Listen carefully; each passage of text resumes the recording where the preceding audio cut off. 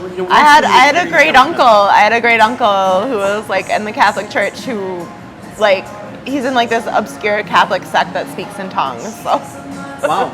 yeah. I've never witnessed it, but they apparently do speak in tongues up there, somewhere in central Wisconsin. Hi, this is Bob Weiss. I'm the host of Shakin' Your World. Cheers. Folks, welcome home. Yet another edition of Shakin' Your World. Here we are in the Ghost Tales segment. So I thought how appropriate this year, 2021, to have a kind of a pseudo-witches coven, but without witches. So we have one of our longtime psychics in the house. We have Emily graciously came back, and she brought her friend Sarah along. And we are going to talk about maybe some projections you have for this holiday season, anything that you're anticipating taking place, what vibes you're picking up as not a naturalist, but maybe more of, I think you follow more of a Hellenic style, right? As we briefly spoke about in the past. So I'd like to incorporate whatever you got going on, whatever you want to bring forward, whatever you're seeing about the season, and let's have at it. So ladies, first of all, welcome. Thanks for being here. And let's have a little fun. Yeah. Well, it seems like everybody is feeling pretty ready to experience more than they have in a while. And I'm seeing, like, with people being more open, a lot more socializing, a lot more people, like, you know, planning shows. Like, a lot of my musician friends are planning shows, and you know, some venues are requiring Vax cards, some venues are not, you know, but it just seems like everybody's more ready to be in the mix of things this fall. Excellent. Everyone's moving around so much more, and just like how windy it is today, it's just everything is just flowing maybe back into the balance. Back into balance, I like that. So, you know, obviously the pandemic has really affected everyone's life, everyone in the entire world. And from a social and a business perspective, we have been pooched for a while now, and it's nice that we're having the opportunity to get back and to do things. But specifically, as far as the High Holy Season, and obviously here at Shakers, every day is just a part and parcel of that because we are so connected along that plane. But is there anything that you are seeing or thinking, or a pattern developing, or something that you're in your encounters with your clients, or anything that you're projecting forward that you're able to bring to this? So with my clients lately, it seems like I've been doing a lot of mediumship readings, a lot. And for a while, it was just like all widows. I don't know what that like was meant to bring forth in me, you know. Maybe like when my dad passed, I experienced like my mother's grief with widowhood, so I was really able to help her with that. But it seemed like for a while I was getting a lot of widows or people that had passed, or you know, overdose deaths where somebody had loved someone. So it seems like right now the really important thing to remind people of is that you're not alone, Right. and you don't have to go into that dark place with addiction. Right. You know what I mean? 'Cause it's I've been noticing a lot of overdose deaths lately in my readings, where, you know, somebody just loses track of a substance and all of a sudden they're gone. So what I want to remind people of is that, you know, you don't have to overdo it, and you can seek support. Oftentimes you don't know what kind of support is around you until you actually speak to people. So try to reach out, you know, even though it's hard. I know it's hard to like appear needy, but I feel like as we go into the winter, we're all needing community. We're all needing our community around us. Yeah, it seems like people are asking a lot more questions, and like different kinds of questions, and they want to know so much more to understand things in a more like holistic manner. And I think the COVID and like all this information that's just being thrown at us about it all the time has really like piqued people's interest, and they're starting to think about things, or at least inquire about things in a different sort of a way. There's a lot going on in our country, a lot going on internationally as well. You think about just the Afghani refugees and what's transpired with them, and this exodus from Afghanistan into the U.S. and other places.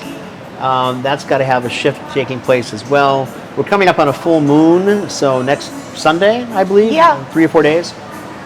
Are you catching anything on that?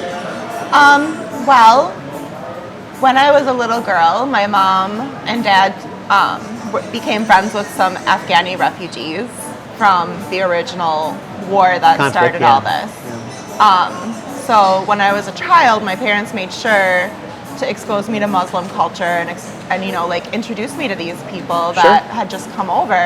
And I remember going to all of these family gatherings. You know, we went to a wedding there once where everybody was in veils and we drank this special kind of tea. And it was all very exciting to me as a child. And I'd imagine like children now are experiencing some of that too with people coming over and like the kind of the cultures mixing. Yeah. Which is very interesting, you know, and I think it's a really good way of helping people to become more culturally aware when they're getting to know people from somewhere else and the different ways their culture works in the United States. You know, it's like, it just becomes, because after all, we're all kind of refugees in one way or another. You know, like a lot of us have immigrant parents or parents who immigrated. Right.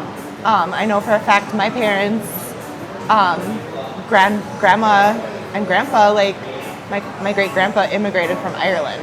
So, you know, he survived the potato famine. So. Well, I'm glad to hear that you're not talking about the doom and gloom aspect that we typically find people talking about this time of year.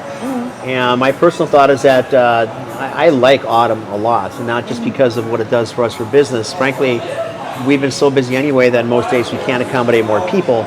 But I think that it's a cleansing in so many ways because the seasons change. There's a different perspective in how we comport ourselves, how nature comports herself as well.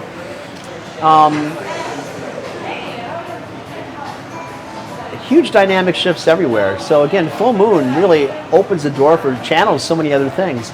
I heard it's going to be in Pisces too, which is the most intuitive, empathetic, and visionary sign. Really not Scorpio? I'm kind of shocked at that. I heard it was going to be in Pisces. I'll need to check up on my source on that, but from what I remember, it's going to be in Pisces. So it's going to be very emotional, very intuitive. Probably a really good time to have some tours. Some ghost tours where the spirits come through here because it's Pisces, so this is no shortage of spirits coming through here, that's for sure. So yes, we do encourage people to load up in their September, October, November tours because it is different. We're not any more haunted in October, but it is different vibe, yeah. I had heard that the thinning of the veil in October is actually a Victorian invention. Oh. Like that the Victorians had invented the idea that the veil thins at this time. You know, and that it was like a Victorian spiritual, you know, which it's funny, like when you think about like seances and, you know, spirit boards and all that kind of stuff and crystal balls, you often think of the Victorian age because I know they also had like a renaissance around that similar to what's happening now. So, you know, I feel like actually the Victorian age wasn't that far long ago, you know, if you consider it in terms of like historical time. And I know you guys do a lot of like harking back to that like 1920s post-Victorian time here.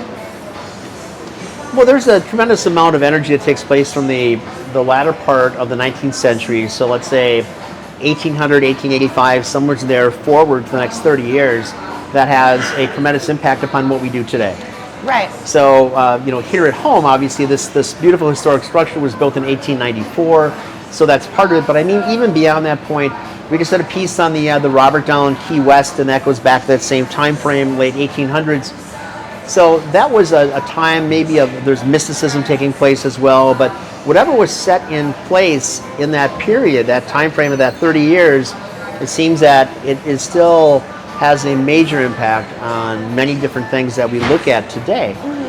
So just from a spiritual concept, though, I really want to probe a bit deeper with you. And I know, Emily, you do have stories that go back a little darker and deeper. And without embellishing anything, give us a little bit more. About things I've experienced here? Yes. Okay. Well, I remember there was one night I had kind of a bad feeling. and I was wearing my protection stone, so I wasn't bothered.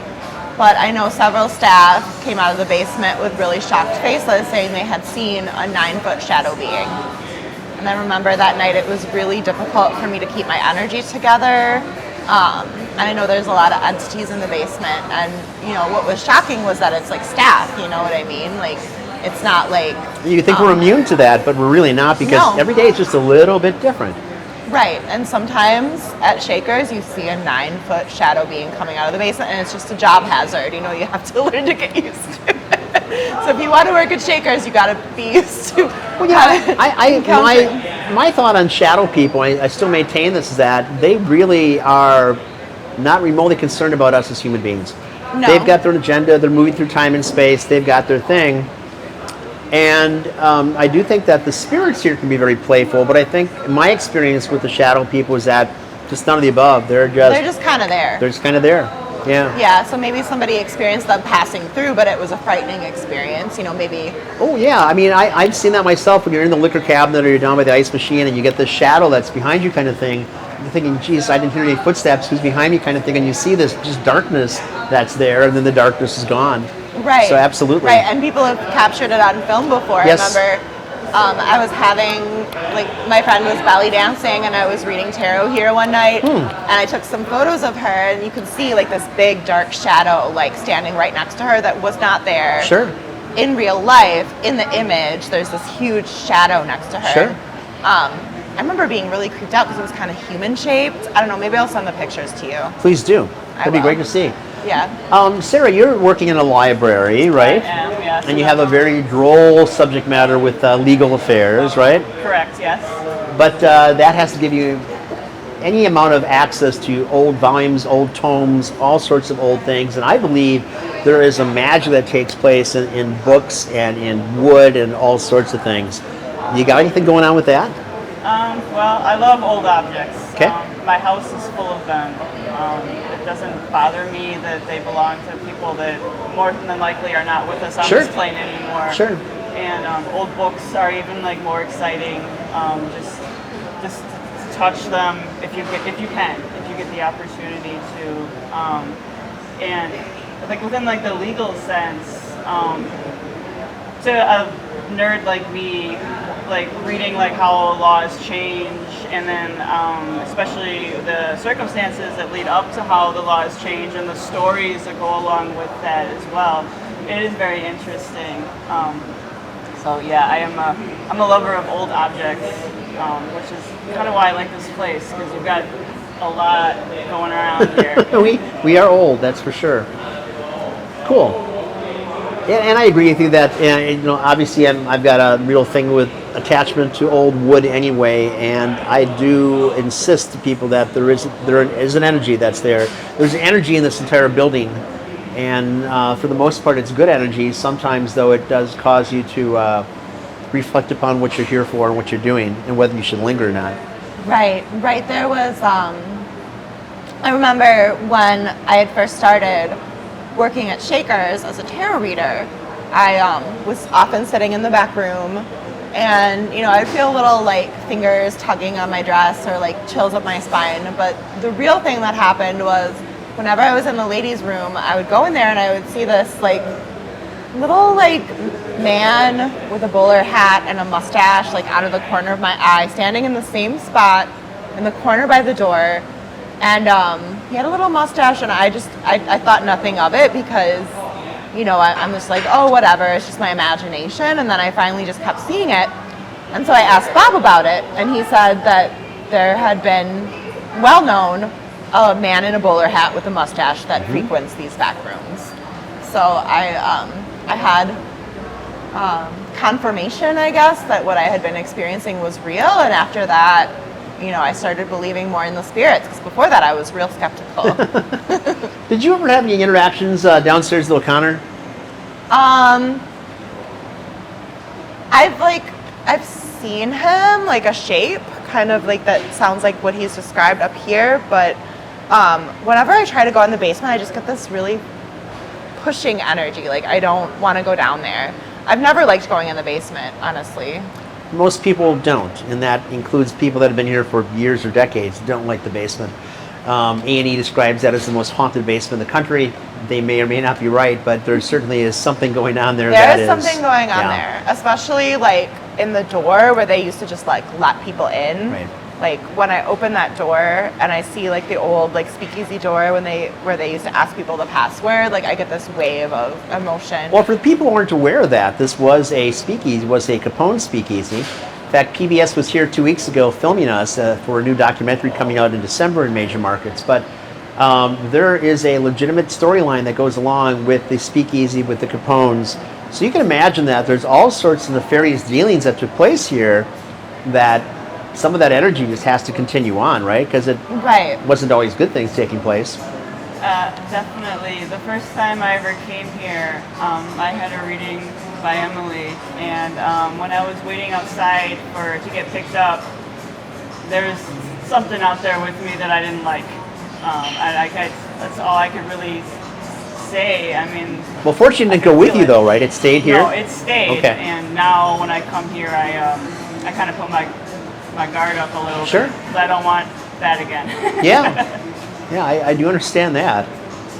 So Emily, you've also spent some time, you did some seances here, you did some things upstairs, second and third floor. What are your thoughts on that?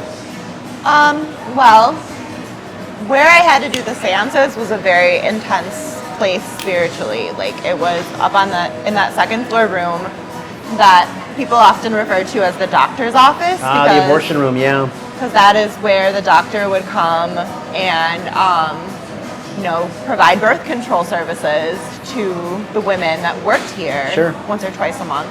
So when I was in that room, I experienced a lot of emotion, especially in light of current events, with what's going on with abortion rights in Texas. You know what I mean? That it would have been a back alley abortion back then. You know what I mean? It would have been like maybe a terrifying or painful experience, whereas now we have this access to safe birth control. Right. But that's being threatened right now. So, Shakers seems ever more relevant. You know what I mean? It's just another part of the American story landscape. You know what I mean? That women experience this. So it was a very emotional place for me to go to seances. And I do remember we had a couple of visitors. Like, I remember one of my clients saw a Victorian woman in a veil. And felt her standing outside the door, and we heard rustling that couldn't be explained, like by anything else, like in the corners. Just some intense experiences, and people getting touched.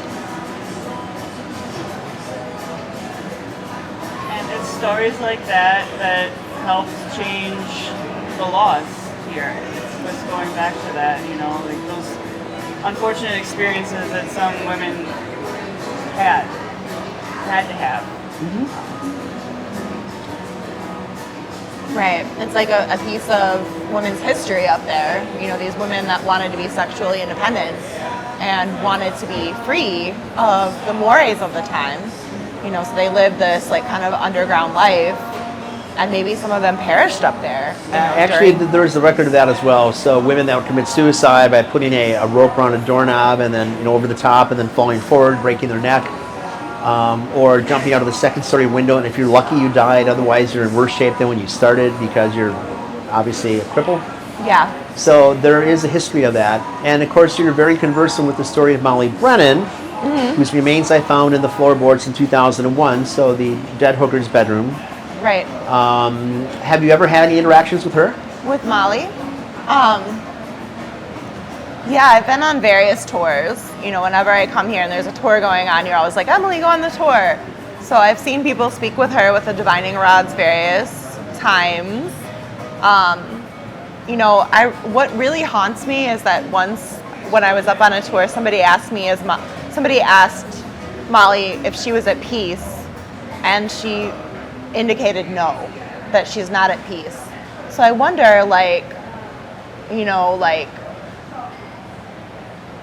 I don't know. It just kind of haunts me to think that she's maybe she still likes telling her story. You know what I mean? Maybe she still likes the fact that her story is shared with others. She can't rest until enough people have known her story. quite the story it was too.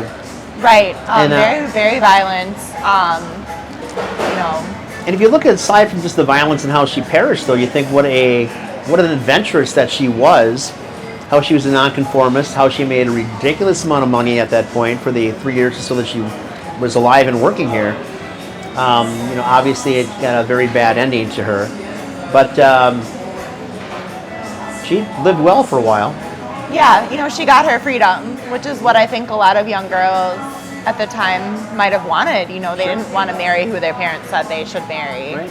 They didn't want to participate and be married right out of high school. Sure. They wanted to live a life. You know what I mean? They wanted to explore. They wanted to experiment. Yeah. So in a way, Molly was like an early, Can't call her a suffragette, but early Beat Generation poet of some kind. Maybe she was an artist. Maybe she was a writer. Maybe she had, dreams of creativity and like supporting herself that way. And she found this place. You know what I mean? So different she got her freedom. type of artistic expression. I know. This place does seem to draw artists. Sure. And Does creatives. that. Yes. I've noticed a lot of creatives hang out here. Cool. Well, I only anticipate, obviously we are well booked now for tours in October. We have still slots available. We've expanded our tour offerings as many as 12 or 14 per day some days. And it is an experience if you haven't had it before. But just to come down here, not even to take a tour and just to sit and hang out and absorb some of the things here, you can't help but to be affected, and I think in a positive way, by the energy that's here. Right. It's this kind of like rebellious energy that takes place here. This energy of like people that wanted to like, Sarah's a lawyer, like skirt the BS law to get it changed, and eventually that law was changed and people could drink again. And speak of like, the way the law changes. Yeah. Well, we like to say that we are historically correct here, not politically. So just bringing in, welcoming all that history that was here, I think is significant. Well, or you can't even gloss over it. Sure. It's true. There were terrible things that happened here. There was a lot of rebelliousness. There was a lot of like hopeful spirits, in the 1920s period. But again, we're in the 2020s and history is circling back again. So what better time to like come visit than now? Agreed. So what do you think about seances overall? Because a lot of people ask about them. Well, it's a very intense undertaking to take on giving a seance. Like, it takes a lot of energy. You have to prepare beforehand. You have to cleanse afterwards. You have to, like, be prepared for the unexpected to happen. And, you have to be prepared for things to be maybe not as shocking, but a little more ordinary, maybe like tugging on your clothes or like, like feeling suddenly cold. Like I remember once during a seance, everybody in the room got really, really cold all of a sudden. It was suddenly very, very cold in there. And it was like a spirit was coming through. So oftentimes, like when you're experiencing spiritual phenomena, look out for like feelings like things are tugging on you, the feeling of ice coldness suddenly coming through. I use charms for mine. So like I sprinkle the charms over and read what the charms say, and then we figure out who the person that is speaking is to the person sitting for me. Or something I like to do also is ask, like if you want to talk to a specific spirit, don't be afraid to ask for them by name, because there are a lot of trickster spirits out there that will pose as loved ones and say that's their name, but then it'll be a trickster. So you want to like ask for only that spirit to come through. You know what I mean? So sometimes I do ask for names. But even then, how do you know that's the person that you're communicating with or the spirit you're communicating with? Usually they'll make inside jokes with the person I'm reading for, like that I won't even understand. Like I'll hold up a charm and the person will be like, oh yeah, that time. You know what I mean? Like it.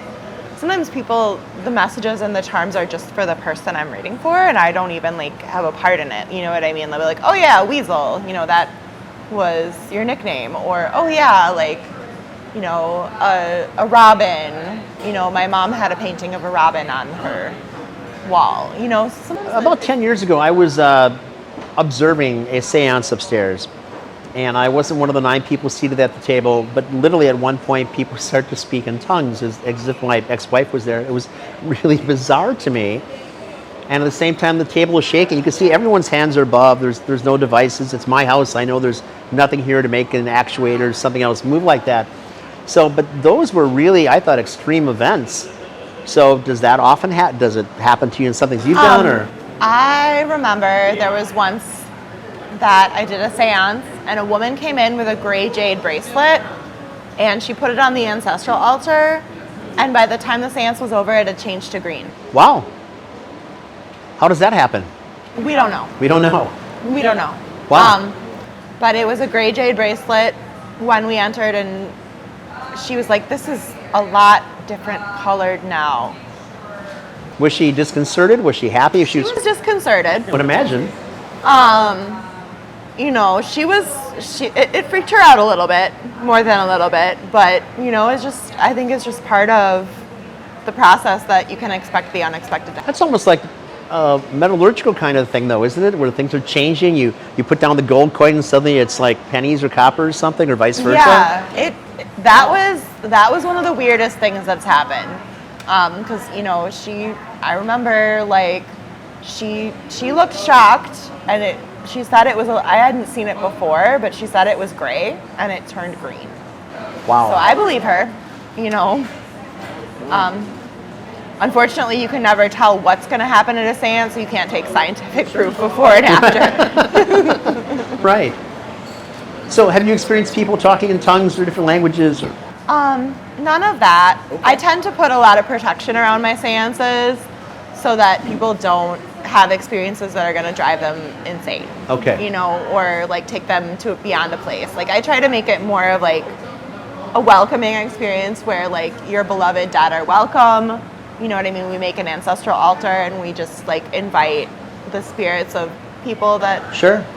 like mean them the best. You know what I mean? We've already got a lot of spiritual activity going on here with like light and dark all over the place. So you want to invite the spirits that mean the best for the people. Well, you're moving north, quite a bit north of us, somewhere up north. And I'm anticipating that you're actually going to have more interaction with things once you're up there and settled. At least that's my viewpoint of just the natural environment that you're in. And again, you know, getting away from the distractions here in the big city. And I'm looking forward to how you report on that. Yeah, there are several haunted buildings that I've been wanting to explore up in Door County. I've also got a really deep interest in abandoned buildings. Ever since I've been little, I've had a gift for finding them. Like I remember, you know, at various weddings and stuff when I was a child, I would sneak off and find an abandoned building and explore it, you know. So now that I'm an adult, like I know there's a lot of abandoned farmsteads, a lot of abandoned houses where I'm moving.